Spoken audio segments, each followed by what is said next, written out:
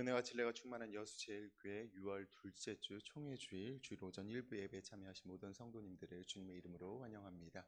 우리 옆에 앉아 계신 성도님들과 함께 믿음의 교제 나눕시다. 하나님의 기쁨이 충만하시길 바랍니다. 교회의 본질을 회복합시다. 달리다금 찬양대 주악에 맞추어 묵상 기도하심으로 총회주일 주일 오전 1부 예배 하나님 앞에 드립니다.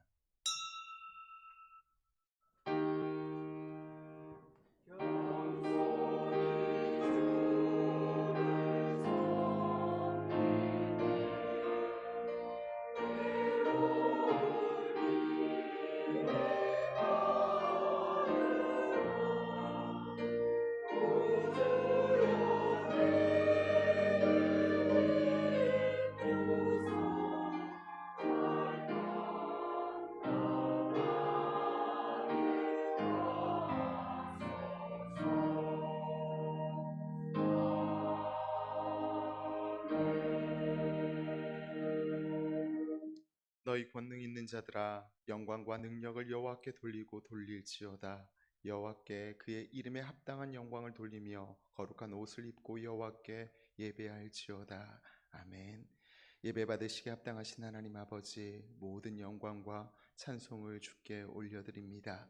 주께서 택하시고 사랑하시는 주의 백성들이 주님을 예배하기 위해 모였습니다.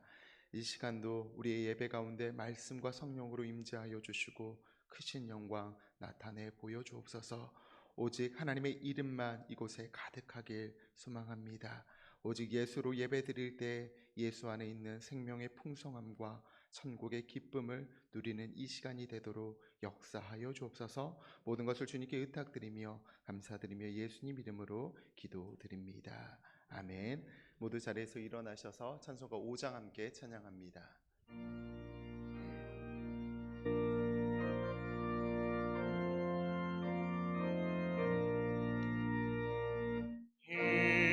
천지간 만물들아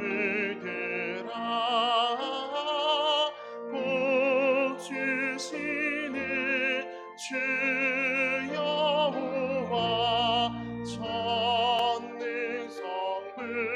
성자 성령 찬송하고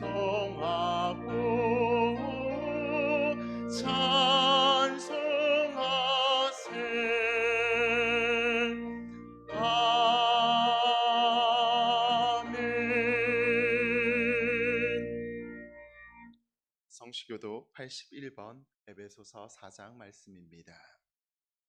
그러므로 주 안에서 갇힌 내가 너희를 권하노니 모든 겸손과 온유로 하고 오래 참음으로 사랑 가운데서 서로 용납하고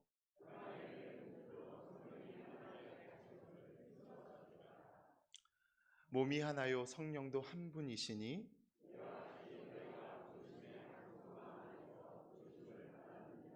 주도 한 분이시요 믿음도 하나요 세례도 하나요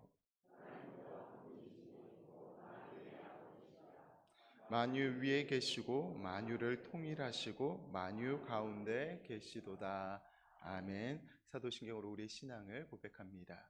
전능하사 천지를 만드신 하나님 아버지를 내가 믿사오며 그 외아들 우리 주 예수 그리스도를 믿사오니 이는 성령으로 잉태하사 동정녀 마리아에게 나시고 본디오 빌라도에게 고난을 받으사 십자가에 못 박혀 죽으시고 장사한 지 사흘 만에 죽은 자 가운데서 다시 살아나시며 하늘에 오르사 전능하신 하나님 우편에 앉아 계시다가 저리로서 산 자와 죽은 자를 심판하러 오시리라. 성령을 믿사오며 거룩한 공예와 성도가 서로 교통하는 것과 죄를 사하여 주시는 것과 몸이 다시 사는 것과 영원히 사는 것을 믿사옵나이다. 아멘. 자리에 앉으셔서 찬송가 21장 부르시면서 총연금 하나님께 드립니다.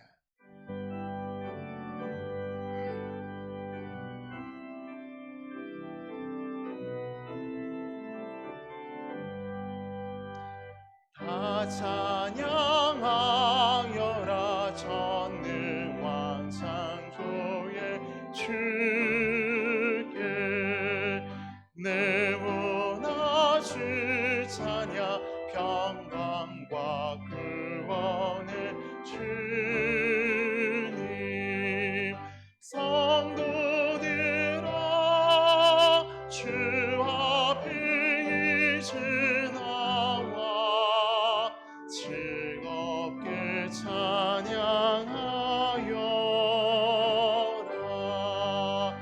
다 찬양하여라.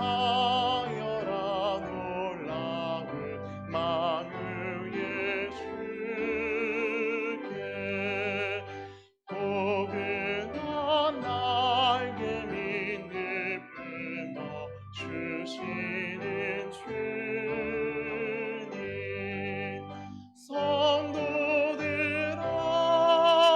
주님의 뜻 안에서 내 소원 다 이루리라.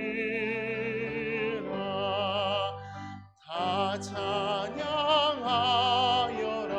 온 몸과 마음을 바쳐 이 세상 만물이 주 앞에 다 나와 찬양.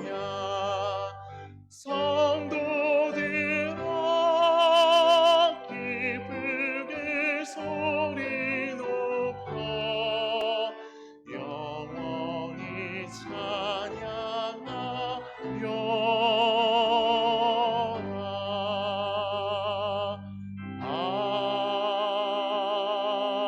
아멘. 우리를 대표해서 임대한 장로님 기도 인도하실 때 다 함께 기도하겠습니다.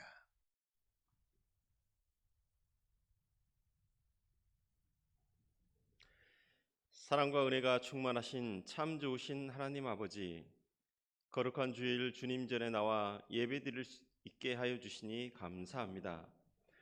한 주일 동안 어렵고 힘든 상황에서도 일어날 수 있는 힘을 주시고 합력하여 선을 이루시어 가장 선한 길로 인도하여 주신 하나님 아버지께 감사와 영광을 올려드립니다.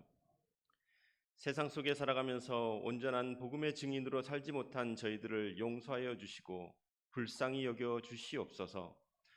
혼탁한 세상 가운데 저희들의 삶의 빛과 소금의 역할을 감당함으로 세상 사람들이 저희들의 삶을 보고 하나님을 발견할 수 있도록 귀한 은총을 내려주시옵소서. 한국교회를 축복하여 주시옵소서. 무너진 영성이 회복되게 하시며 교회마다 잃어버린 영혼들을 불러 모아 주심으로 예배가 살아나게 하시며 교회의 본질을 회복하여 부흥의 불꽃이 타오르게 하시옵소서. 다음 세대와 청년들을 축복하여 주시기를 원합니다.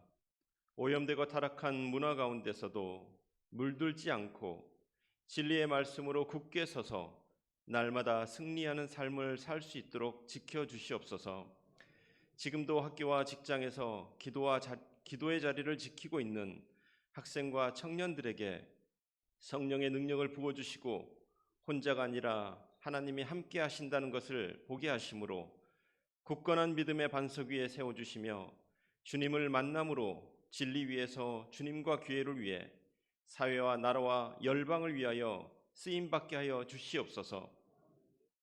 여수제일교회를 세워주시고 부흥시켜 주신 하나님, 새로운 100년을 준비하는 가운데 주님의 복음을 전파하고 행함이 살아나는 교회가 되게 하시고 이른 양 찾기 전도 축제를 통하여 등록한 새 교인들이 잘 정착할 수 있도록 인도하여 주시옵소서. 모든 사역마다 섬김마다 높아진 마음이 있으면 낮아지게 하시고 교만한 마음이 있으면 사라지게 하심으로 주님의 말씀과 뜻을 따라 살아가게 하시옵소서. 오늘 총회주일로 예배드리오니 우리 교단의 총회가 더욱 성숙하고 새로운 모습으로 변화되게 하시고 하나님 앞에서 하나의 공동체임을 기억하며 지역과 규모, 성별과 세대의 차이를 떠나 연대와 사랑으로 하나 되는 은총을 내려 주시옵소서. 참 소망과 참 기쁨 되시는 주님, 귀하게 쓰임받고 계시는 사랑하는 박응진 담임 목사님을 축복하여 주시기를 원합니다. 영육간에 강건케 하시며 모든 예배 때마다 기름 부어주시고 생수의 강이 흘러넘치게 하시며 성령 충만케 하사 목사님의 말씀을 통하여 죽은 영혼이 살아나게 하시고 힘들고 어려움 당한 성도들에게 희망과 평안, 자유함을 누리는 귀한 은혜의 시간이 되게 하여 주시옵소서. 이 시간 찬양으로 영광 돌리는 달리다곰 찬양대 찬양을 받으시고 홀로 영광 받으시길 원하오며 은혜가 풍성하고 사랑 많으신 예수님 이름으로 기도드립니다. 아멘.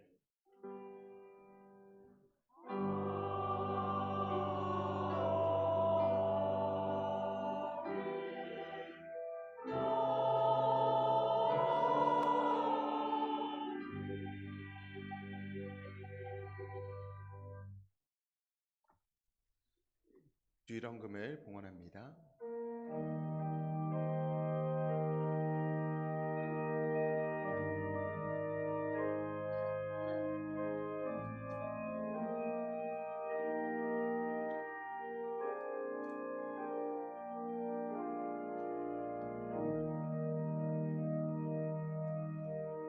담임 목사님께서 목회 기도 인도해 주시겠습니다. 자비로우신 하나님 아버지, 복된 주일에 주의 백성들의 발걸음을 예배의 자리로 인도해 주심을 감사드립니다. 이 시간 우리의 눈을 열어주셔서 주의 얼굴을 보게 하시고 은혜를 사모하는 심령을 허락해 주시옵소서. 선포되는 말씀을 통하여 빛과 생명의 길로 인도하여 주시고 심령의 죄악된 찌꺼기를 완전히 불살라 맑은 생수가 솟아나게 하여 주시옵소서.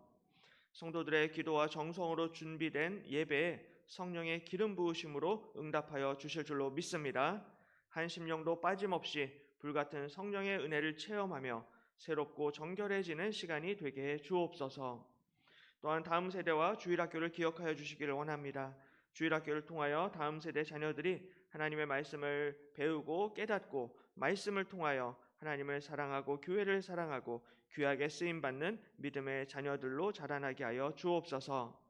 특별히 이번 여름 인도네시아 바탐 단기 선교를 위하여 기도하며 준비하고 있습니다. 단기 선교에 참여하는 모든 학생들과 청년들 기억하시어서 사랑으로 하나 되게 하시고 기쁨과 감사함으로 훈련받고 쓰임받게 하여 주옵소서. 수고하고 애쓰는 교역자와 선교부원과 선생님들께 힘과 지혜를 더하시고 단기 선교에 필요한 모든 재정이 채워질 수 있도록 도와주시옵소서. 이번 주 금요일에는 금요기도회가 있습니다. 금요기도회를 통하여 교회 안에 기도의 불길이 타오르게 하시고 부르짖는 기도를 통하여 부흥의 역사가 나타나게 하여 주옵소서. 특별히 치유의 역사가 나타나기를 원합니다. 간절히 기도할 때 육신과 마음의 질병과 고통과 상처와 아픔이 고침받고 치유될 수 있도록 역사하여 주시옵소서. 몸이 아픈 환우들과 병상에 있는 지체들 기억하여 주시기를 원합니다. 특별히 수술받은 성도들 있습니다. 암과 어려운 질병으로 고통 중에 있는 지체들이 있습니다. 불쌍히 여겨주시어서 치료의 광선을 비추어 주시옵소서. 이 시간 하나님 앞에 아름다운 찬양을 올려드리는 달리다곰 찬양대를 기억하여 주시고 하나님 홀로 영광받아 주옵소서. 또한 하나님의 은혜에 감사하여 기쁜 마음으로 정성을 다하여 예물을 올려드립니다. 주일 예물, 감사 예물, 선교 구제, 벽돌 예물과 11조를 드리는 모든 손길들 기억하여 주시고 은혜를 베풀어 주옵소서. 이 예물을 통하여 오병이어의 기적을 베풀어 주시고 30배, 60배, 100배의 풍성한 열매를 맺어 많은 영혼들을 살리게 되는 귀한 축복의 통로가 될 수 있도록 함께하여 주시옵소서. 감사드리며 모든 말씀을 예수님의 이름으로 간절히 기도드립니다.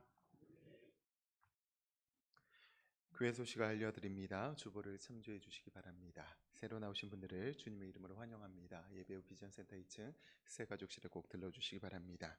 오늘은 총회 주일로 지키며 주일 오전 1, 2, 3부 예배 시 세례교인 헌금을 하나님께 드립니다. 이번 주는 금요 기도회가 있습니다. 14일 금요일 오후 8시 본당에서 모입니다. 구역장과 구역회장들은 구역원들을 독려하여 함께 참여해 주시기 바랍니다. 여전도의 원래회가 3부 예배 후 12시 50분 각 사무실에서 있습니다. 또한 그린대학이 화요일 오전 10시 임마누엘 회관에서 있으며 전도부 모임이 화요일 오후 1시 로뎀에서 있으며 이후 노방전도를 합니다.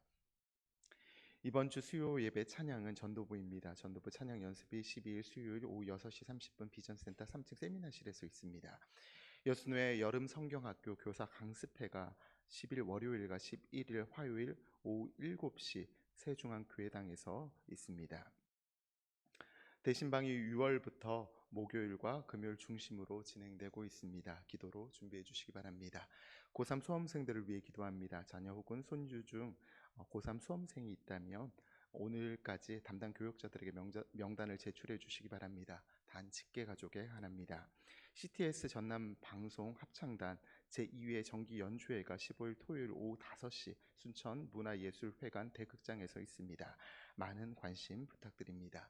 교동정입니다. 지난주에 새로 등록하신 분들이 있습니다. 장년부 김철현, 임행백, 백의진, 김복동, 이정순, 박정근, 정두엽, 주동원, 정윤자, 김정동, 김순자, 김미자, 정군자 성도님, 중고등부 박시연 학생, 대청부 이경준 청년 주님의 이름으로 환영합니다. 출산을 축하드립니다. 22구역 명강철 박혜선 성도님의 가정이 등남하셨습니다. 하나님께서 주신 귀한 선물 믿음으로 잘 양육하시길 축복합니다. 환우 소식입니다. 12구역 최순희 집사님이 백병원에서 입원 치료 중에 있습니다. 조속한 회복을 위해 기도 부탁드립니다. 오늘 우리에게 주신 하나님의 말씀은 창세기 4장 5절에서 7절 말씀입니다. 창세기 4장 5절에서 7절 말씀을 합독합니다. 함께 읽읍시다. 가인과 그의 재물은 받지 아니하신지라. 가인이 몹시 분하여 안색이 변하니 여호와께서 가인에게 이르시되 내가 분하여함은 어찌 됨이며 안색이 변함은 어찌 됨이냐. 내가 선을 행하면 어찌 낯을 들지 못하겠느냐. 선을 행하지 아니하면 죄가 문에 엎드려 있느니라. 죄가 너를 원하나 너는 죄를 다스릴지니라. 아멘. 이 시간 달리다곰 찬양대에 찬양이 있겠습니다. 찬양후 담임 목사님 나오셔서 하나님의 말씀 선포하시겠습니다.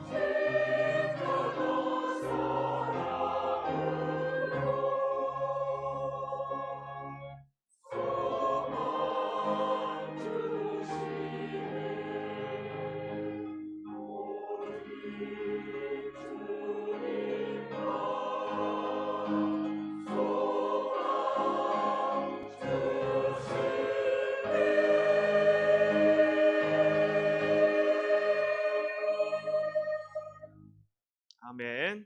귀한 찬양 감사합니다. 우리의 힘들고 지친 인생 가운데 오직 주님만이 우리의 소망이 되시는 줄로 믿습니다.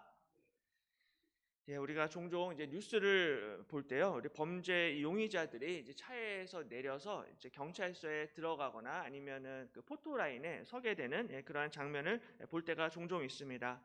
그런 경우에 대부분의 경우에 보면은 그 이 용의자 분들이 이제 얼굴을 들지 못하는 경우가 많이 있습니다.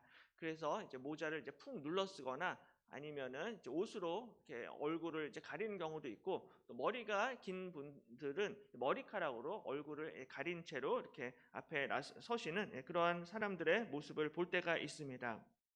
왜냐하면 이제 얼굴을 드러내는 것이 창피하기 때문입니다. 본인의 지은 죄가 너무나 창피하고 또 수치스럽기 때문에 얼굴을 들지를 못합니다. 근데 얼굴을 들지 못하는 것은 이러한 포토라인에서는 범죄자들뿐만이 아니라 사실은 사람들은 누구나 인생을 살면서 때때로 이제 얼굴을 들지 못할 때가 있습니다. 엄마 아빠가 어린 자녀들에게 손님이 오시니까 이제 방 청소를 좀 해 놓아라라고 말씀을 하실 때도 있고요. 아니면은 이제 숙제를 먼저 하고 게임을 해라라고 그렇게 말씀을 하실 때도 있는데요. 근데 아이들이 이제 말을 잘 듣지 않을 때가 있습니다. 그러면 이 아이들이 떳떳하게 부모님의 얼굴을 쳐다보지를 못합니다. 또 직장에서는 이제 부장님이 이제 부하 직원에게 이제 업무 지시를 이제 할 때가 있는데, 이 부하 직원이 일을 하지 않고 있으면은 이 직장 상사의 얼굴을 이제 똑바로 쳐다보기가 어렵습니다. 찔리는 게 있으면은 일부러 눈도 잘 마주치지를 못하고 인사도 못하게 되고 피하게 됩니다. 왜냐하면 마땅히 해야 할 일을 행하지 않았기 때문입니다. 근데 오늘 본문에 등장하는 이 가인이라는 사람도요, 하나님 앞에 얼굴을 제대로 들지를 못합니다. 가인과 아벨 모두 하나님 앞에 제사를 드렸는데 하나님이 아벨과 아벨의 제사, 제물만 하나님이 받으셨습니다. 왜냐하면 아벨의 제사가 이제 믿음의 제사였기 때문입니다. 근데 이제 가인이 자신의 제사와 제물은 이제 하나님이 받지 않으시는 것을 보고서는 이제 이 가인의 얼굴이 변하게 됩니다. 안색이 변합니다. 5절에 보면은 가인과 그의 제물은 받지 아니하신지라 가인이 몹시 분하여 안색이 변하니라고 이렇게 말씀을 합니다. 하나님이 아벨의 제물만 받으시고 가인의 제물은 받지 않으시니까는 이 가인이 몹시 분하여 안색이 변했다라고 이렇게 말씀을 합니다. 이 가인의 얼굴이 바뀌는 것을 보고서는 하나님이 가인에게 질문하십니다. 여호와께서 가인에게 이르시되 내가 분하여 함은 어찌 됨이며 안색이 변함은 어찌 됨이냐, 내가 선을 행하면 어찌 낯을 들지 못하겠느냐라고 말씀을 하십니다.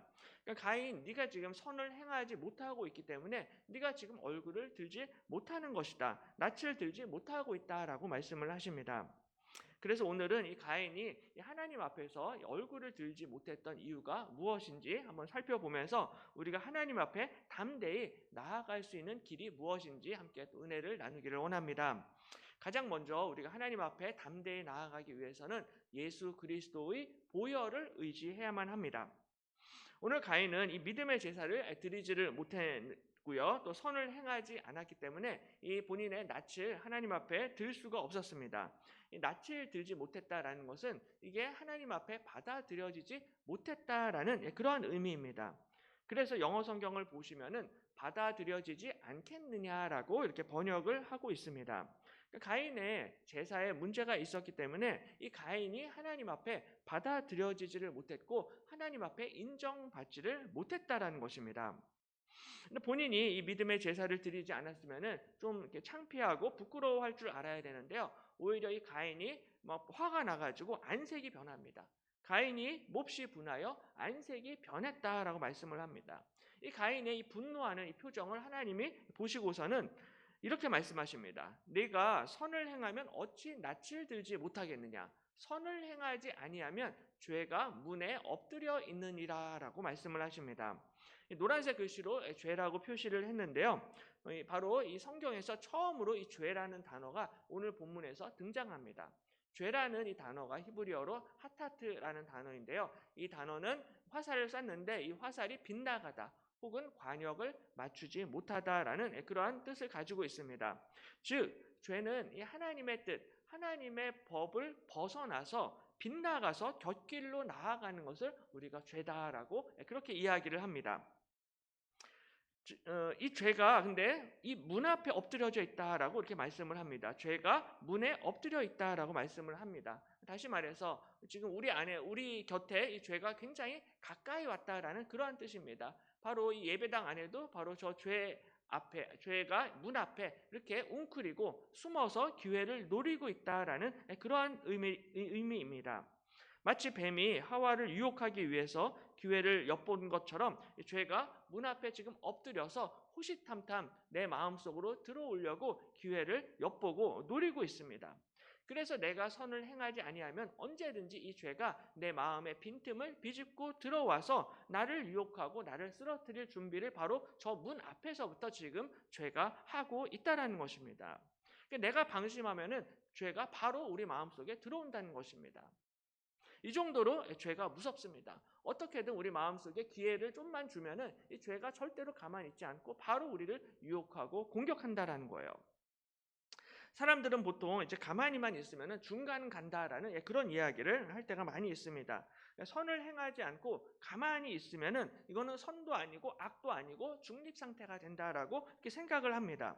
왜냐하면 특별히 내가 나쁜 일을 한 것도 아니고 죄를 지는 것도 아니기 때문에 그냥 가만히만 있으면 중간은 갈 거야라고 생각을 하는 것이죠. 가령 주일날 교회에 갈까 아니면 집에서 그냥 잠을 잘까라고 이렇게 고민을 하다가 가만히 있으면은 그게 죄가 아니다라고 생각을 합니다. 간만에 여유 시간이 좀 생겨가지고 내가 간만에 성경을 한번 읽어볼까 아니면 유튜브를 볼까 이렇게 고민하다가 아무것도 하지 않을 때가 있는데 그때 아무것도 안 하고 가만히 있으면 그게 또 죄가 아니다라고 생각을 하는 경우가 많다라는 거예요. 근데 성경을 보시면요, 성경은 이 중립 상태라는 것은 없다라고 그렇게 말씀을 합니다. 로마서 14장 23절에 믿음을 따라 하지 아니하는 것은 다 죄니라라고 분명히 말씀을 하고 있습니다. 그러니까 우리가 무엇을 먹든지 마시든지 하든지 간에 믿음을 따라서 하지 않는 것, 그것은 모든 것이 다 죄다라고 이렇게 죄를 정의하고 있습니다. 그러니까 내가 가만히 있는 건 좋은데 가만히 있는 것도 믿음을 따라서 하지 않는다라면은 그것도 역시 죄가 된다라고 말씀을 하고 있는 것입니다. 그러니까 내가 교회를 갈까 말까, 지금 기도를 할까 말까 고민만 하다가 아무것도 하지 않는다라면은 그것 자체가 믿음을 따라 한 것이 아니기 때문에 그것이 죄가 될 수 있다라는 것입니다. 그래서 오늘 하나님은 선을 행하지 아니하면 죄가 문에 엎드려 있느니라라고 말씀을 하십니다. 이 말씀은 우리가 적극적으로 선을 행하지 아니하면은 죄의 유혹과 죄의 공격이 훨씬 더 강하게 우리를 괴롭히고 우리를 공격한다는 것입니다. 그러므로 죄가 지금 저 문 앞에 있을 때 이 죄를 잘 다스리고 통제하는 것이 너무나 중요하다라는 거예요. 바로 이때 이 초반에 죄를 잘 다스리지를 못하게 되면은 이 가인처럼 얼굴색이 변하고 이 하나님 앞에 분노하게 됩니다. 우리가 인간관계도요 굉장히 좀 어려운 게 사람과 사람 사이의 관계인데요. 간혹 가다가 사람들의 그 한마디 말, 지나가는 딱 한마디에 마음이 상할 때가 있습니다. 빈정이 상할 때가 있는데 바로 그때 내 마음을 잘 다스려야 한다라는 것입니다. 이게 초반에 내 감정과 내 기분을 잘 다스리지를 못하면은 처음에 조그맣게 기분이 나빴던 것이 점점점 더 커져서 분노가 일어나고 나중에는 얼굴색이 바뀌게 된다라는 것입니다. 근데 이게 죄도 마찬가지예요. 죄가 맨 처음에 우리 안에 들어올 때는 너무나 작은 것에서부터 시작을 하지만 이 죄를 초반에 잘 다스리고 통제를 하지 못하면은 이것 때문에 엄청나게 나중에 분노하게 되고 싸움이 일어나게 되고 하나님을 대적하게 된다는 것입니다. 바로 오늘 이 가인은요 자신에게 들어온 저 문 앞에서 웅크리고 있는 이 죄를 잘 다스리지를 못했습니다. 하나님이 내 재물을 받지 아니하셨으면은 자신의 잘못이 무엇인지 좀 되돌아보고 반성을 하고 회개를 하면 되는데 가인의 1차적인 반응은 분노하는 것이었습니다. 하나님이 내 제사와 내 예배를 받지 아니하시니까 이것 때문에 화를 냈습니다. 제사를 한번 잘못 드릴 수도 있잖아요. 제사를 한번 잘못 드리면은 그 다음부터 회개하고 다음부터 잘 드리면 되는데 이게 부끄러워하기는커녕 적반하장격으로 하나님 앞에 화를 내고 얼굴색이 바뀌고 분노합니다. 예배 시간에 어쩌다가 지각을 할 수도 있잖아요. 그럼 그 다음 주부터 이제 지각을 안 하고 제 시간에 오면 되잖아요. 또 예배 뭐 설교 시간에 주무실 수도 있습니다. 가끔씩 주무실 수도 있는데 그럼 다음 주부터 내가 깨워서 말씀을 잘 들어야겠다 이렇게 생각을 하면 되는데 그게 아니라 오히려 본인이 저지른 죄와 잘못으로 말미암아 더 막 화를 내고 하나님 앞에 대적하게 된다라는 것입니다. 우리말에도 방귀 낀 놈이 성낸다라는 그런 말이 있는데 오히려 본인이 잘못을 했으면 좀 창피함을 알고 부끄러움을 알아야 되는데 이거 오히려 더 막 화를 내고 얼굴색이 바뀌게 된다라는 것입니다. 근데 이것이 바로 인간의 죄다, 인간의 죄성이다라고 그렇게 말씀을 합니다.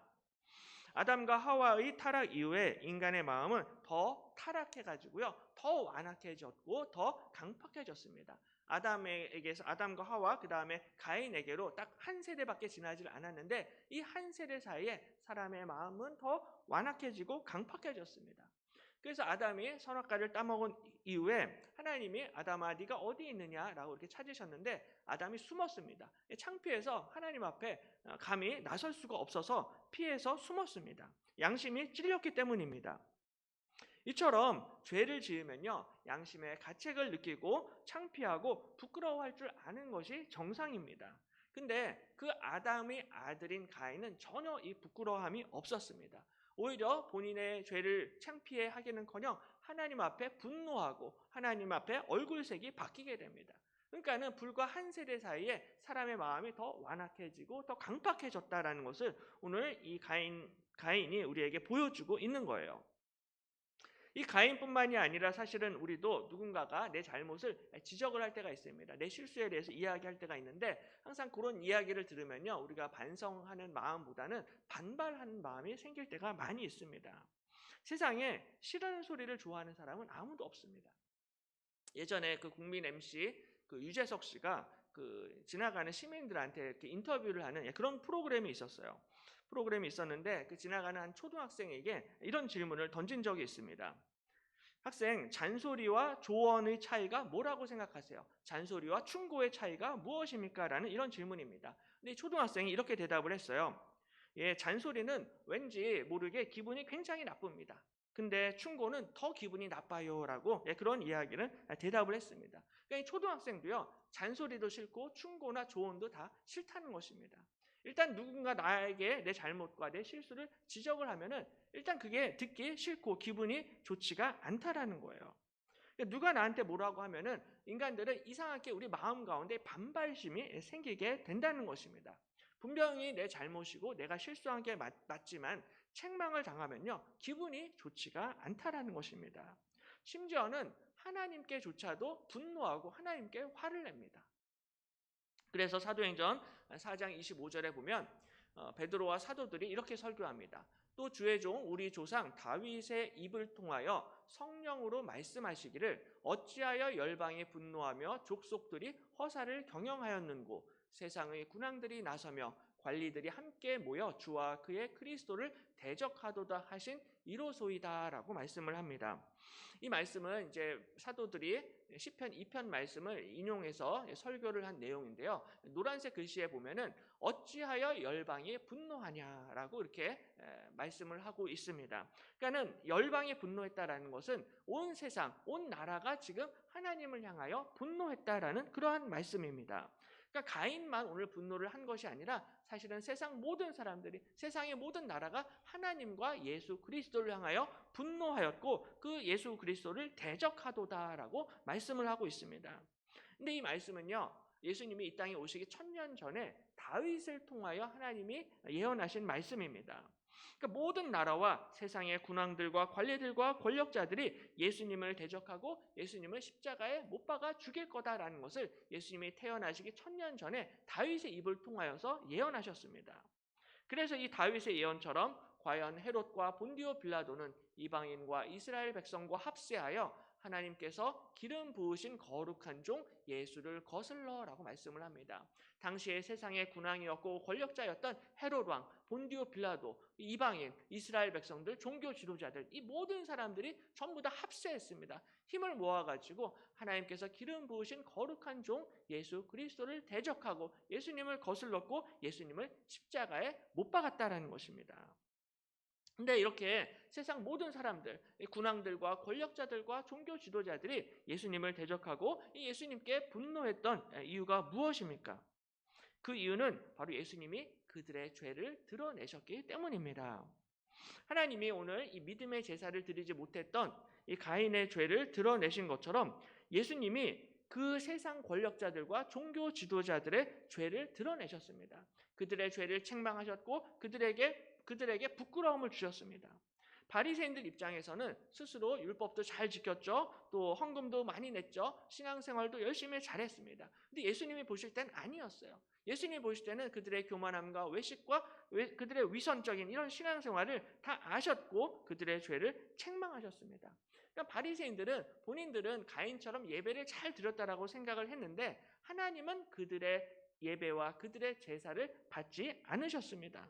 그래서 이 바리새인들과 종교 지도자들은 가인처럼 분노했고요. 예수님을 대적했고 예수님을 십자가에 못 박아 죽였습니다. 이것이 바로 이 세상 불신자들의 특징이다라는 거예요. 세상 사람들은요, 하나님의 책망을 받아들이지를 않습니다. 하나님이 죄에 대해서 이야기하면 이 죄에 대해서 회개하고 뉘우치는 것이 아니라 더 완악해져 가지고 하나님의 말씀을 거부하고 하나님을 대적하고 분노합니다.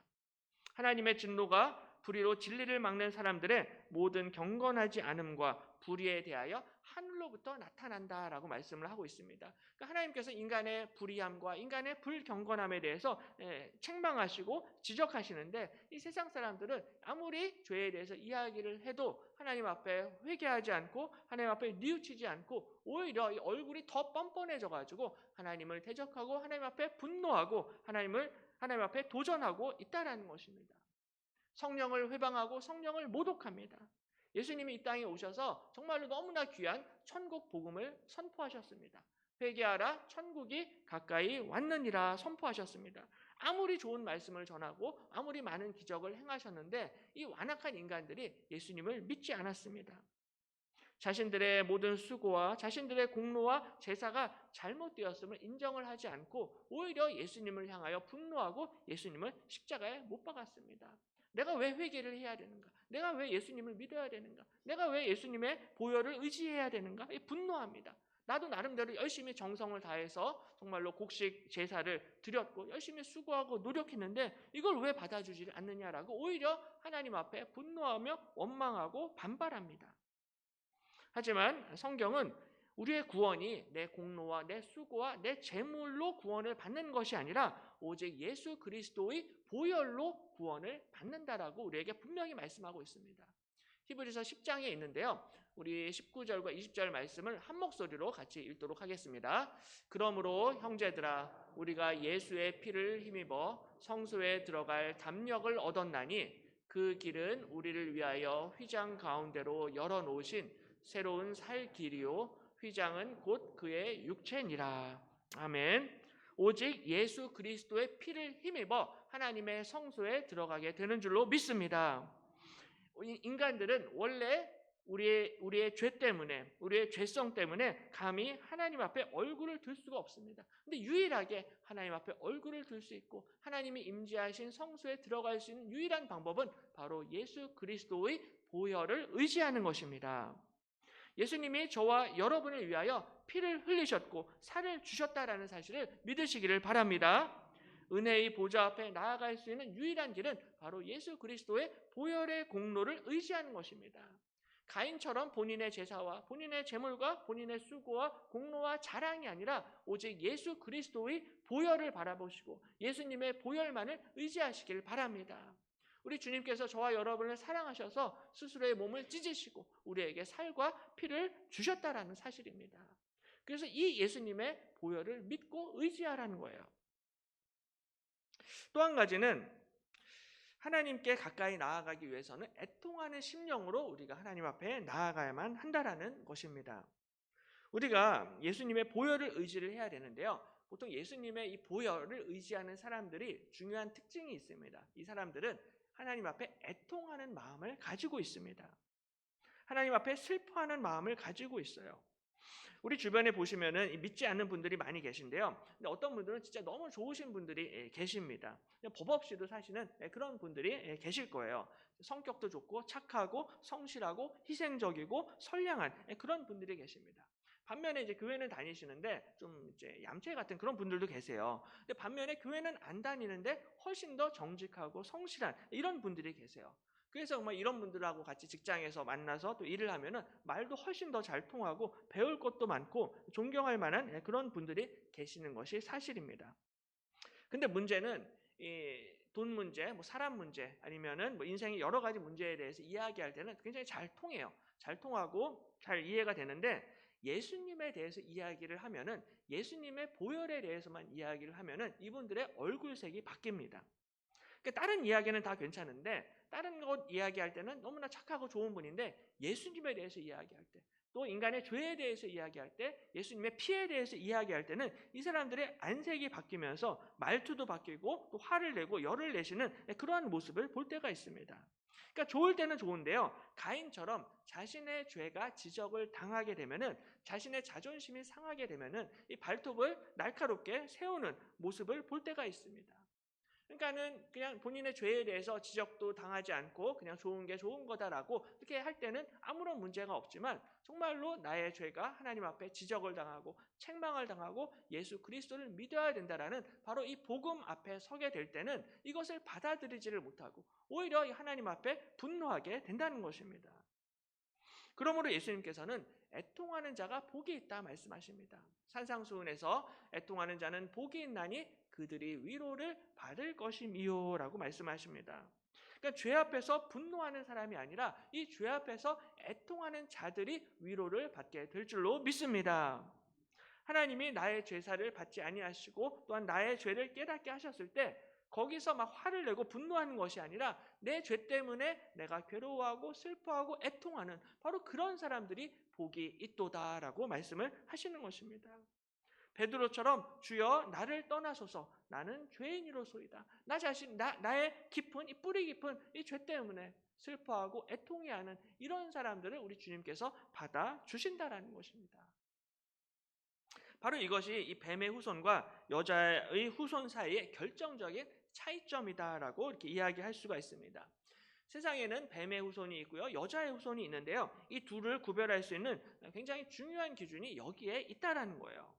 그러니까 단순히 착하고 성실하고 도덕적인 사람들이 하나님의 자녀가 되는 것은 아니다라는 것입니다. 정말로 하나님의 자녀가 되고 그리스도인이 된다라는 것은 이 죄에 대해서 영적인 감각이 있어야만 한다는 것입니다. 다시 말해서 자신의 죄에 대해서 슬퍼하고 애통하는 사람들이 하나님의 백성이 된다라는 거예요. 그러니까 내 죄가 너무나 깊고 깊어서 나의 힘으로는 도저히 이 죄를 이길 수 없다라는 것을 인식하고 정말 하나님 앞에 애통하는 마음으로 예수 그리스도를 바라보고 보혈을 의지하는 사람들이 하나님의 자녀가 되고 하나님의 백성이 된다라는 것입니다. 그래서 다윗처럼 내가 죄악 중에서 출생하였으며 어머니가 죄 중에서 나를 잉태하였나이다라고 고백하는 것입니다. 이 다윗의 시편 51편이 이제 다윗이 밧세바와의 간음 사건 이후에 다윗이 고백한 시인데요. 단순히 다윗이 밧세바와 간음을 했기 때문에 지금 죄악 중에서 출생하였습니다. 어머니가 죄 중에서 나를 잉태하였습니다라고 이 고백을 하는 것은 아닙니다. 다윗은 바로 이 자신의 간음죄를 시작을 해가지고 바로 내 안에 있는 이 어마어마한 죄의 권세와 죄의 유혹을 인정하고 인식하게 되었던 것입니다. 정말로 이 간음죄가 드러나고 발각됨을 통하여서 정말로 내 안에 이 어마어마한 이 죄의 권세가 있구나.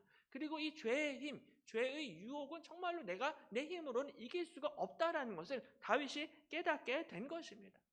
그래서 나중에 사도 바울은 오라 나는 곤고한 사람이로다. 이 사망의 몸에서 누가 나를 건져내랴라고 탄식하고 고백하고 있습니다. 그렇게 신앙 좋고 믿음 좋았던 사람인데요. 오라 나는 곤고한 사람이로다. 이 사망의 몸에서 누가 나를 건져내랴. 정말로 죄로 말미암아 죽을 수밖에 없는 이 사망의 몸에서 누가 과연 나를 건져낼 수 있을까? 누가 과연 나를 구원할 수 있을까라고 고백하고 있습니다.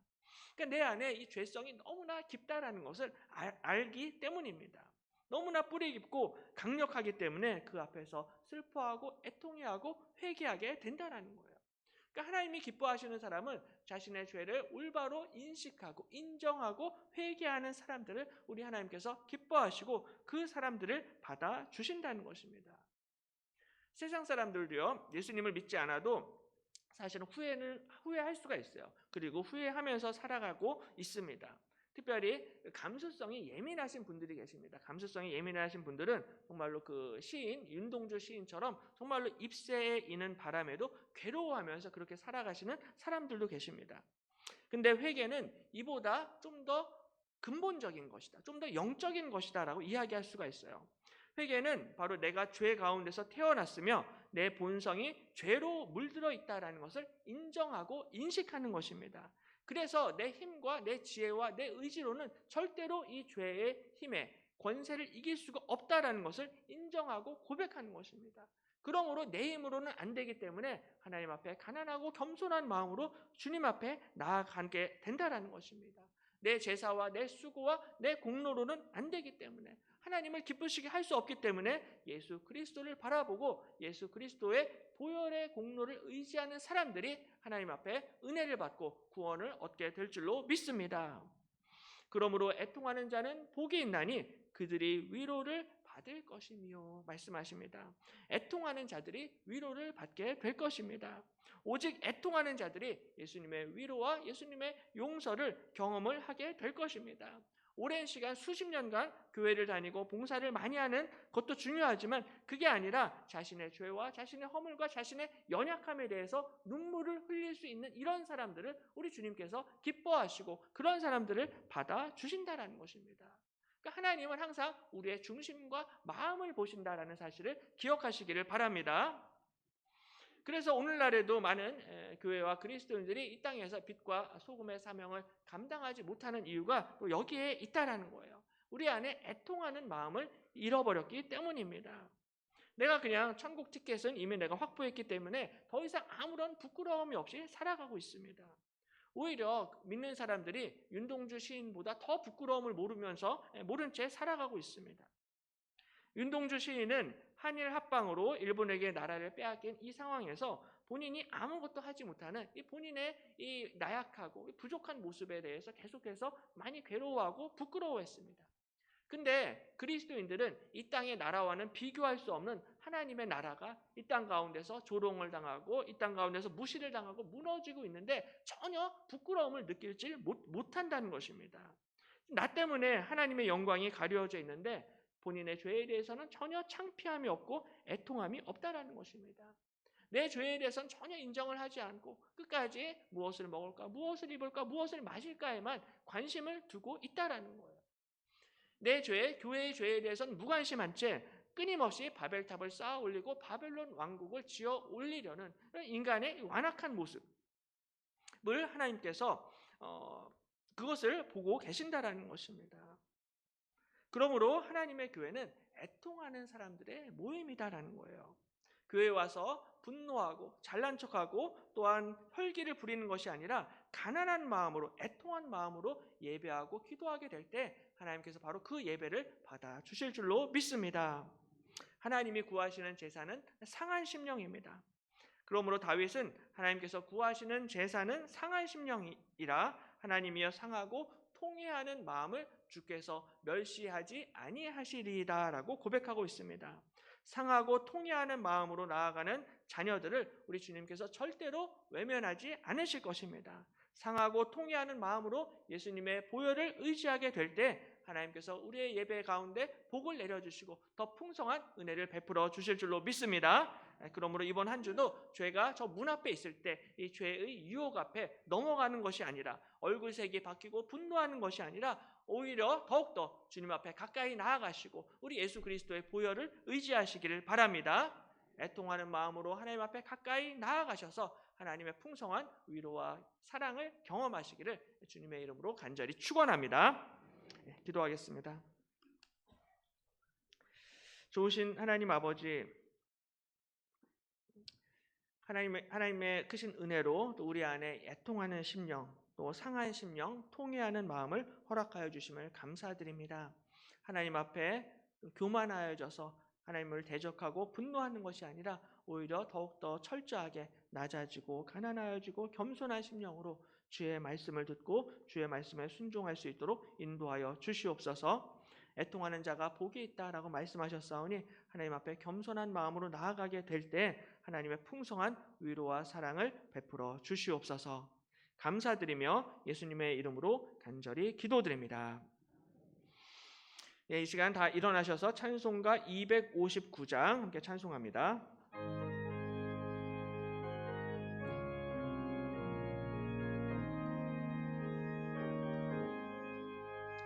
예수 십자가에 흘린 피로써 그대는 씻기어 있는가? 더러운 죄 희게 하는 능력을 그대는 참으지 않은가? 예수의 보혈로 그대는 씻기어 있는가? 마음속에 여러 가지 죄악이 깨끗이 씻기어 있는가? 주 예수와 밤낮으로 늘 함께 그대는 행동을 하는가? 아무 때나 어디서나 그대는 십자가 붙들고 있는가? 예수의 보혈로 그대는 씻기어 있는가? 마음속에 여러 가지 죄악이 깨끗이 씻기어 있는가? 주님 예수 다시 올 때 그대는 영접할 예복이 있는가? 그대 몸은 거룩한 곳 천국에 들어갈 준비가 됐는가? 예수의 보혈로 그대는 씻기어 있는가? 마음속에 여러 가지 죄악이 깨끗이 씻기어 있는가? 모든 죄에 더러워진 예복은 주 앞에 지금 다 벗어서 샘물같이 솟아나는 보혈로 눈보다 더 익게 씻으라. 예수의 보혈로 그대는 씻기어 있는가? 마음속에 여러 가지 죄악이 깨끗이 씻기어 있는가?